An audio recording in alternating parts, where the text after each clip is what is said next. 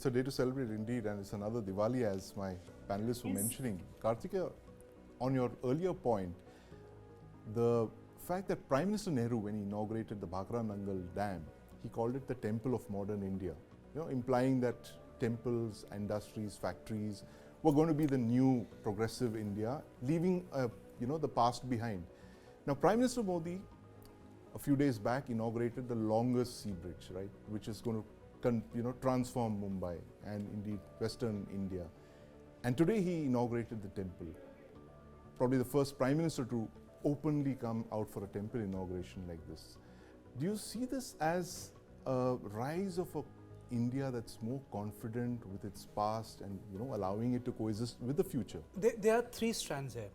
If you look at our history, post 1857, the earlier writers like Aurobindo, Vivekanand, if you go through Anand Math or Gokhale or Tilak, they derive inspiration, and they use the word Hindutva, Hindu, and they derive inspiration from the homeland, which is sacred in nature. Yes.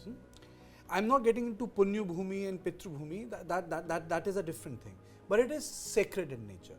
Now, that is one part of it, and this sacred homeland or revered homeland is common to both two atheists, Savarkar and Jawaharlal Nehru, but it takes a different turn. Nehru was more invested in science, and he was more invested in Western modernity. Yeah. Now, Savarkar was also rooted in Western modernity, but his idea of nationhood or the foundation of it was based on a sense of Bharatvarsh. Right. It's like when Gandhi met Savarkar for the first time, yes. Savarkar was blanching prawns, Right. So Gandhi had a huge problem. One. The second strand of that answer is on the Ram Raj. You use the word. Gandhi's Ram Raj was slightly benign. And Gandhi had this, if I may use the word, obsession with Hindu-Muslim unity. Starting from Khilafat, even his response to Mopla. Right. These are all written records, these are not oral histories, written record. He had this obsession, so the concession would go. Or even during when Noha Khalifate happened, it created a lot of outrage, but then Gandhi had this thing. And Gandhi never visited temple. Yeah. His Ram Raj was there, but he never visited temple. When we come down to this line of cultural assertiveness, this is more in line of Bankim Chandra Chatterjee, Tilak, Gokhale, Sardar Patel, Govind Vallabh Pant. A part of it went to the Congress, which is, it is okay to assert your cultural Hindu identity. Right. It is okay to celebrate that in public. Yes. It is okay to be a devout, doesn't mean that you are a rowdy or you are a conservative or you belong to bygone era. Yes. It is okay to say that you worship this god, deity. You will never find Gandhi in front of a deity. Never. But Prime Minister Modi, you'll find his lot of pictures in front of temple. So we have to understand what Prime Minister has done is not a discontinuity. It starts from Anand Math. Right. It is a continuous process. It is just that line of people involved in Reformation during the British time were more involved in the internal issue, caste discrimination or the Child Marriage Act. For example, the Sarda Act. Most of them were, you would say that they are right-wing Hindus, but they were more informed or more concerned about the reform side of things. Yes. So what the Prime Minister has done is by publicly acknowledge it. Some would say, like Indol Sen Gupta, that it's a second republic. But I would say that it culturally, through democratic means, displaced the consensus of the First Republic. Right. Technically, the people, the way they imagine themselves in the Benedict Anderson's book, the Imagined Community, we have started to reimagine this country in a different way, which has more cultural connect with its past. Very interesting points there, Kartikeya. Young Neena, country, old nation. Young country, old nation. In fact, this is the thing, and the Prime Minister seems to have said that we are actually a continuation of the past. And India was not born in 1947. India as a political entity may have been born in 47, but we are a 5,000 years civilization. 8,000 years now by records. 8,000, it's archaeological records. Absolutely. Archaeology is, unearths amazing surprises all the time. And, that point that you mentioned over there, Rakhi Gadi, that's a separate discussion. But this point of the Prime Minister, that making it a civilizational continuum, how important is that in the light of the ceremony today?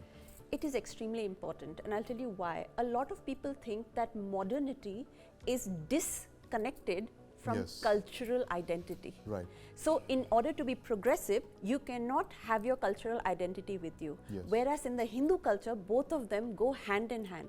People talk of Ram Raj. Yeah. So I hope that is clear. Yes. We can go hand in hand. Even ancient Ayodhya used to have the latest weapons, the most modern weapons. It was extremely well planned. It Yeah. was expanded when it needed to. It had the security and the defense system. We were Yes. discussing it.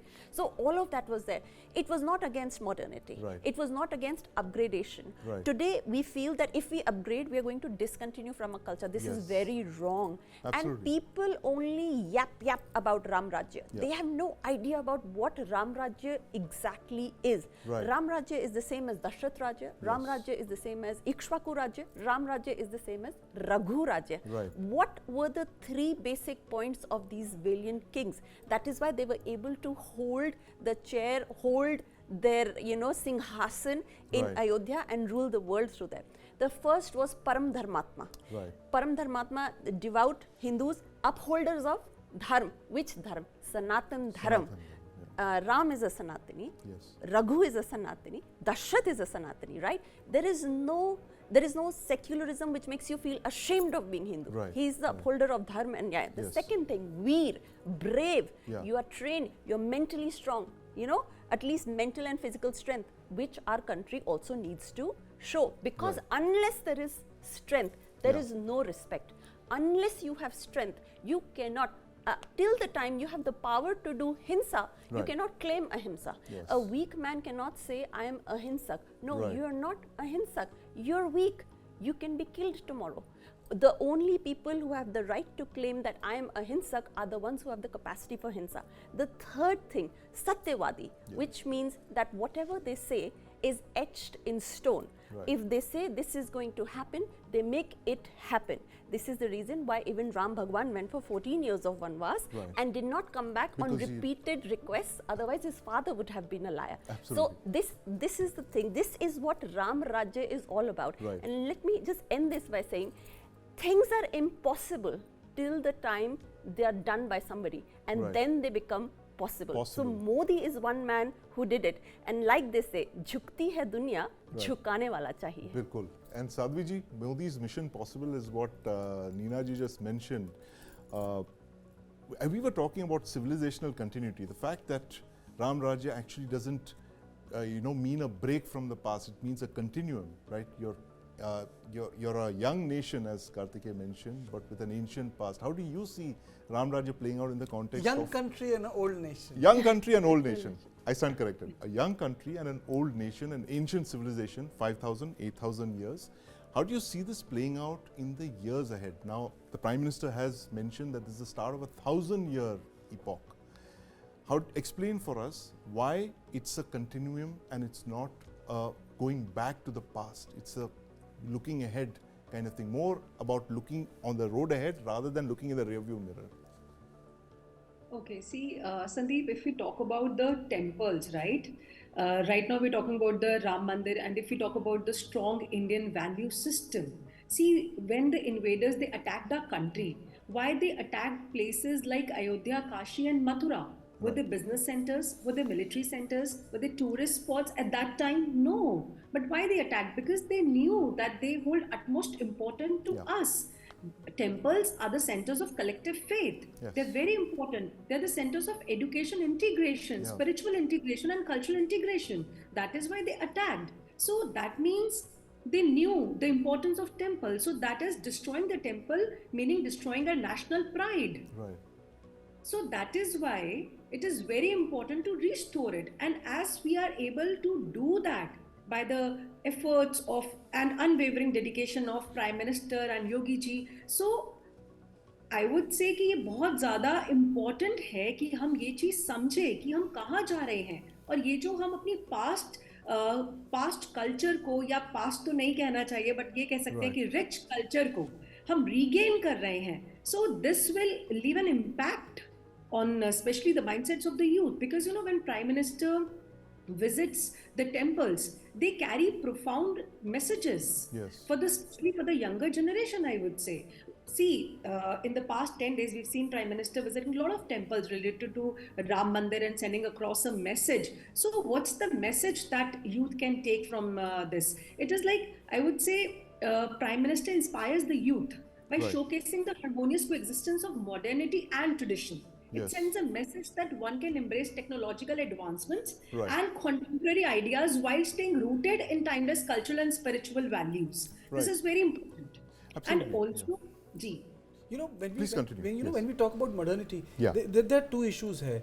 One is that the previous governments were only invested in medieval late modernities. You know, the investment went to Bhopal, it went to Old Delhi. Even if you look at the architecture, which is Rajputana architecture, it incorporates Mughal forms. The distinct Hindu-ness in Rajputana is not visible because things changed in the last 1,000 years. The last of such architecture was Vijayanagar. The remnant of something can be seen in Jagannath Puri or Kashi, which is being done, or Ayodhya being redone. You see, what happened during colonial time was that what Indians encountered in forms of modern or the Western modernity in form of a Western form, it became alien. That is why Gandhi keeps on saying, our true India lives in rural areas. No, it is because you only encountered that urbanized space in form of a Western model. But India had its urban spaces, Rakhigadi, Harappa, Ayodhya, Magadh. The last was in medieval India, Vijayanagar. Those spaces became culturally and spiritually empty. There were very few lived forms. Others were contested like Mathura and Kashi. Some were erased like Ayodhya. So what Modi has done is he's trying to resurrect these older ancient urban sacred spaces, because most of these temples were not made in rural India. Most of these divine temples were in the heart of urban centers. So that is where when Prime Minister says, मंदिरों का जीर्णोद्धार, सिर्फ मंदिरों का जीर्णोद्धार नहीं हो रहा है, जीर्णोद्धार उस spiritual cultural space का हो रहा है, which stood forgotten, because history is about memories. Memories reshape your history. Absolutely. It's a two-way process. Yeah, and Kartikeya, that's a related question to that is that as Sadhvi ji was mentioning, that the Prime Minister has been touring the country, various temples, north, south, everywhere, and the Ayodhya movement began as a religious movement. It then became a political movement, and now it seems to be a national movement, especially in the light of the Prime Minister's speech. I would say that Ayodhya had many andolans in last 500 years. Sikhs were involved, vagabonds were involved, the sadhus were involved, akhadas were involved. But I think two people played a distinct role in it, and we must take their name. Bala Saheb Devras, the Sarsanga Chalak. I would say that he can be credited for one fact, that if he wouldn't have been there, RSS would have become a cult. For example, no hero worship, retirement, Prachar Vibhag, work against caste, asking VHP to adopt this. And it is in his tenure that Atal Bihari Vajpayee was, during his lifetime, could become the Prime Minister for 13 days. So the second person was Ashok Singhal. They actually laid the foundation of it, because they realized even then in 83, and if you read those books associated with Ashok Singhal, they knew it is not a temple.